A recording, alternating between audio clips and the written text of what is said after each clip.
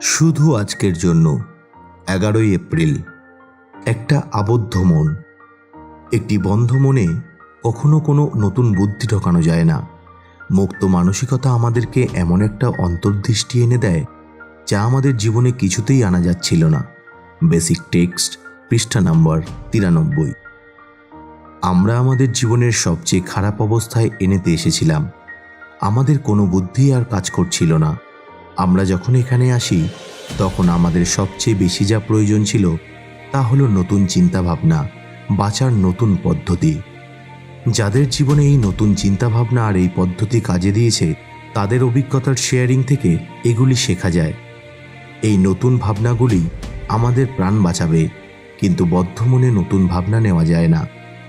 আমাদের ডিনায়েল বা অস্বীকার এই কথাটা মানতে দেয় না যে নতুন চিন্তাভাবনা এবং নতুন পথে চলাটা আমাদের কি ভীষণ প্রয়োজন।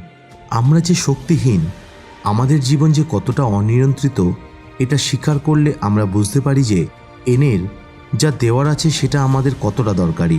শুধু নিজের উপরই নির্ভর করা বা নিজের ইচ্ছায় চলার অভ্যেস আমাদেরকে নিজেদের চেয়ে কোনো বৃহত্তর শক্তির অস্তিত্ব স্বীকার করতে বাধা দেয়।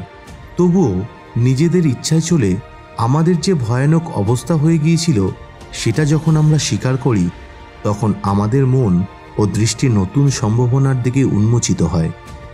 যখন অন্যরা আমাদেরকে একটি বৃহত্তর শক্তির কথা বলে যা তাদের জীবনের প্রকৃতস্থতা এনে দিয়েছে, তখন আমরাও বিশ্বাস করতে শুরু করি যে এরকম কোনো শক্তি আমাদের জীবনেও একইভাবে কাজ করতে পারে। যে গাছের ডালপালা ছেটে দেওয়া হয়েছে সেখানে যদি নতুন ডালপালা না গজায় তাহলে গাছটি মারা যাবে। একইভাবে আমাদের জীবনে যা যা উদ্দেশ্য বা দিশা ছিল আমাদের নেশাশক্তি সেই সব ছেটে ফেলে দিয়েছিল। সুতরাং বেড়ে ওঠার জন্য এবং বেঁচে থাকার জন্য আমাদের অতি অবশ্যই নিজেদের মনকে উন্মুক্ত রাখতে হবে এবং নতুন ধারণাগুলিকে জীবনে স্থাপিত হতে দিতে হবে।